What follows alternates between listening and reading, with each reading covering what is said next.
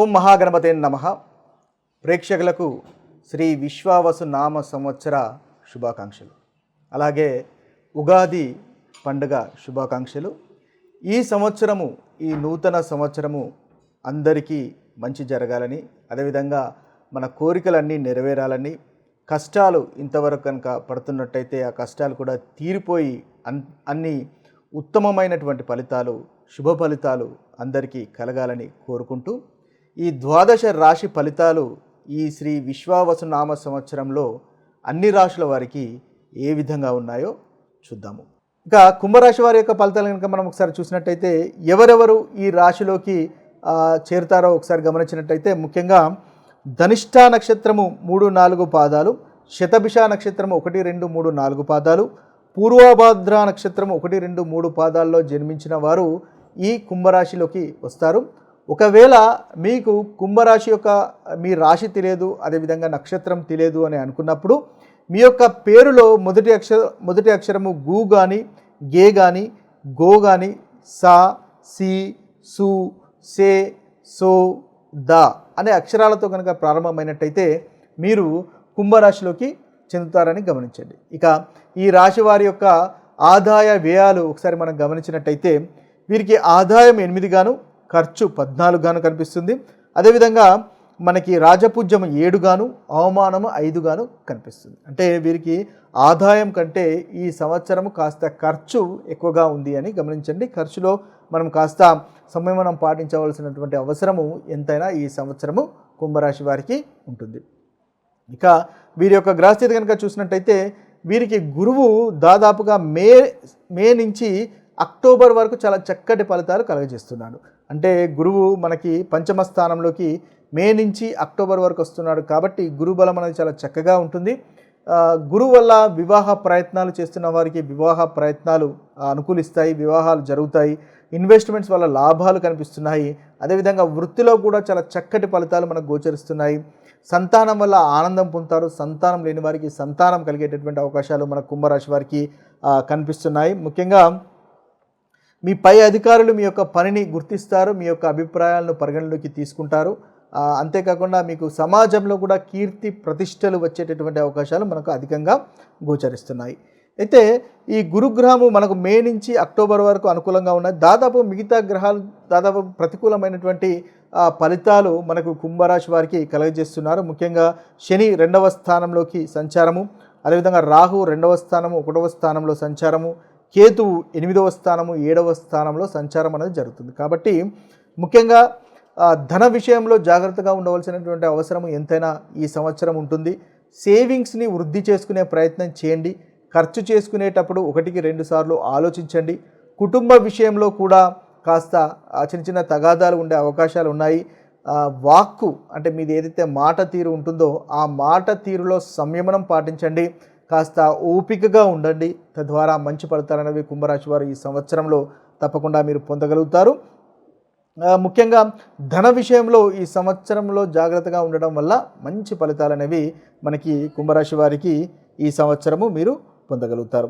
అయితే అనవసరమైనటువంటి గొడవలకు వెళ్లకుండా ఉండడం కూడా ఈ కుంభరాశి వారికి ఈ సంవత్సరంలో మనం చెప్పదగినటువంటి సూచన. తీర్థయాత్రలు ఉంటాయి, ఆలయ సందర్శనలు ఉంటాయి, దైవభక్తి పెరుగుతుంది, స్పిరిచువల్గా మారుతారు. తద్వారా దైవ అనుగ్రహం వల్ల మీకున్నటువంటి ప్రతికూలమైనటువంటి ఫలితాలు తొలగించుకొని అనుకూలమైనటువంటి ఫలితాలను పొందగలుగుతారు. మీరు ఈ సంవత్సరంలో అనుకూలమైనటువంటి ఫలితాలు పొందడానికి ముఖ్యంగా మీరు చేసుకోవాల్సింది శనిగ్రహము, రాహుగ్రహము, కేతుగ్రహము ఈ 3 గ్రహాల యొక్క పరిహారాలు కనుక చేసుకున్నట్టయితే మీకు చాలా చక్కటి ఫలితాలు కలుగుతాయి. ఏదైతే ప్రతికూలమైనటువంటి ఫలితాలు మనం అనుకుంటున్నామో ఆ ప్రతికూలమైనటువంటి ఫలితాలు కూడా తొలగిపోయి అనుకూలత అనేది పెరుగుతుంది. ఇక శని గ్రహం వల్ల కలుగుతున్నటువంటి ప్రతికూలమైనటువంటి ఫలితాలు తొలగిపోయి అనుకూలత పెరగడానికి ముఖ్యంగా మనం తీసుకోవాల్సినటువంటి పరిహారాలు ఏంటంటే శనీశ్వరునికి శనిదేవునికి నైవేద్యాలు, నల్లని నువ్వులు సమర్పించడం వల్ల మంచి ఫలితాలు కలుగుతాయి. అదేవిధంగా మనకు నల్ల నువ్వులతో చేసినటువంటి నూనెతో దీపం వెలిగించడం ద్వారా కూడా శనీశ్వరుని యొక్క అనుగ్రహం అనేది మనం పొందవచ్చు. అంతేకాకుండా దానం వల్ల కూడా శనిగ్రహం వల్ల కలుగుతున్నటువంటి ప్రతికూలమైనటువంటి ఫలితాలు మనం తొలగించుకోవచ్చు. నల్లని వస్త్రాలు, నల్లని ఇనుమును కూడా దానం చేయడం వల్ల శనీశ్వరుని యొక్క దోషాలు తొలగిపోతాయి. గోశాల లేదా అనాథాశ్రయాలకు వెళ్ళి ఆహార దానం చేయడం ద్వారా కూడా శనీశ్వరుని వల్ల కలుగుతున్నటువంటి ప్రతికూలమైనటువంటి ఫలితాలు తొలగించుకోవచ్చు. అంతేకాకుండా మంగళవారము, శనివారము హనుమాన్ చాలీసా పఠించడం ద్వారా కూడా మనకు శని వల్ల కలుగుతున్న బాధలకు మనం విముక్తి పొందవచ్చు. అంతేకాకుండా మనం ఇంకా చూసినట్టయితే శనీశ్వరుని యొక్క అనుగ్రహం పొందడానికి ముఖ్యంగా ధర్మ మార్గంలో నడవడం అనేది చాలా ముఖ్యమైన విషయంగా గమనించండి. ఎవరికి మనకు కీడు చేయకుండా, ఎవరిని మోసం చేయకుండా ఒక డిసిప్లిన్డ్గా, ఒక క్రమబద్ధంగా గనక ఉన్నట్టయితే శనీశ్వరుని వల్ల కలుగుతున్నటువంటి ప్రతికూలమైనటువంటి ఫలితాలు మనం తొలగించుకోవచ్చు. ఎవరైతే నిజాయితీగా ధర్మబద్ధంగా ఉంటారో వారికి శనీశ్వరుని వల్ల కలిగేటటువంటి ఇబ్బందులు ఎటువంటివి ఉండవు. అలాంటి ఇబ్బందులు అనేవి శనీశ్వరుని వల్ల కలగవు అని గుర్తించండి.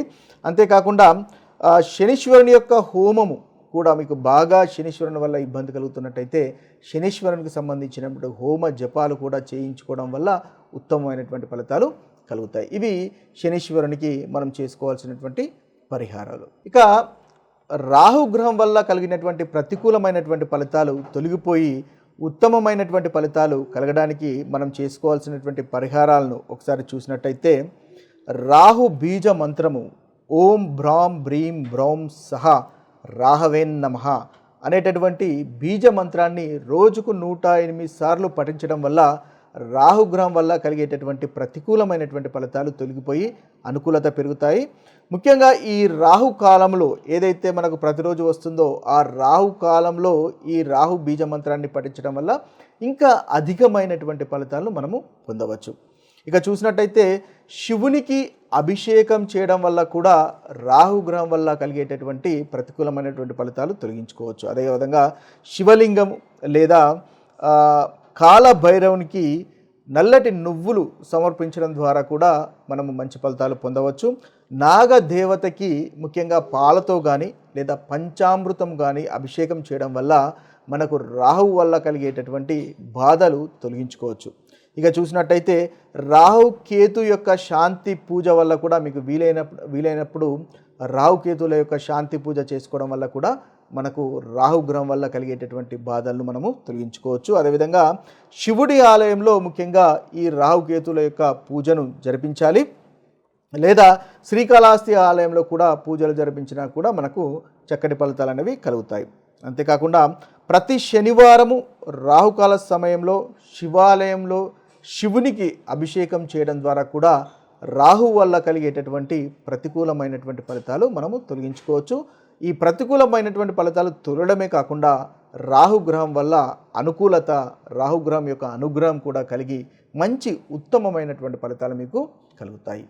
కేతుగ్రహం వల్ల కలిగేటటువంటి ప్రతికూలమైనటువంటి ఫలితాలు తొలగిపోయి అనుకూలమైనటువంటి ఫలితాలు కలగడానికి ముఖ్యంగా కేతుగ్రహానికి చేసుకోవాల్సినటువంటి పరిహారాలు గనక మనం ఒకసారి గమనించినట్టయితే ఓం కేతవాయ నమః అనేటటువంటి మంత్రాన్ని పఠించవచ్చు. లేదా కేతు యొక్క బీజ మంత్రమైనటువంటి ఓం శ్రాం శ్రీం శ్రోం సహ కేతవేన్ నమః అనేటటువంటి మంత్రాన్ని 108 సార్లు కనుక మనం ప్రతిరోజు జపించగలిగినట్టయితే ఉత్తమమైనటువంటి ఫలితాలు మనకు కలుగుతాయి.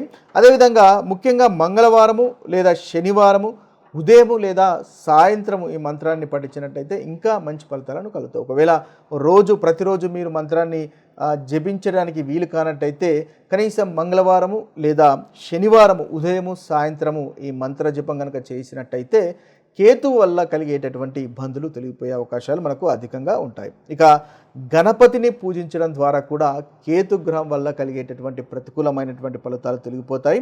అదేవిధంగా నాగదేవతను కూడా పూజించడం వల్ల కేతు వల్ల కలిగేటటువంటి ప్రతికూల ఫలితాలు తొలగిపోతాయి. ఇక గణపతికి అరటి పండ్లను, నువ్వుల లడ్డూలను నైవేద్యంగా అందించడం ద్వారా కూడా మనకి కేతుగ్రహం యొక్క పరిహారం చేసుకోవచ్చు. ఇక నాగదేవతకు ముఖ్యంగా పాలు లేదా పంచామృతంతో అభిషేకం చేయడం ద్వారా, నైవేద్యం పెట్టడం ద్వారా కూడా కేతుగ్రహం వల్ల కలిగేటటువంటి ప్రతికూలమైనటువంటి ఫలితాలు తొలగిపోయి అనుకూలత అనేది పెరుగుతుంది. శివుణ్ణి ఆరాధించడం వల్ల కూడా కేతుగ్రహ దోష పరిహారం కూడా జరుగుతుంది. అదేవిధంగా శివునికి అభిషేకం చేయడము, ఓం నమ శివాయ అనే మంత్రాన్ని 108 సార్లు జపించడము ప్రతిరోజు. అదేవిధంగా శివలింగానికి నల్లని నువ్వులు సమర్పించడం ద్వారా కూడా మనకు కేతు గ్రహం వల్ల కలిగేటటువంటి ప్రతికూలమైనటువంటి ఫలితాలు తొలగించుకోవడానికి ఉపయోగపడుతుంది. ఇవి స్థూలంగా మనకు కేతు గ్రహం వల్ల కేతు గ్రహానికి చేసుకోవాల్సినటువంటి పరిహారాలు. ఇవి స్థూలంగా శ్రీ విశ్వావసు నామ సంవత్సరంలో ఉన్నటువంటి మీ రాశి ఫలితాలు. ఇక అందరికీ ఈ సంవత్సరంలో చాలా చక్కటి ఫలితాలు కలగాలి, మంచి జరగాలి, మీరు అనుకున్నటువంటి కోరికలన్నీ నెరవేరాలి, ధనధాన్యాలు అదేవిధంగా ఆయురారోగ్యాలు చక్కగా ఉండాలి అని మనస్ఫూర్తిగా ఆ భగవంతుణ్ణి కోరుకుంటూ, సర్వే జన సుజనో భవంతు, సర్వే సుజన సుఖినో భవంతు. నమస్తే.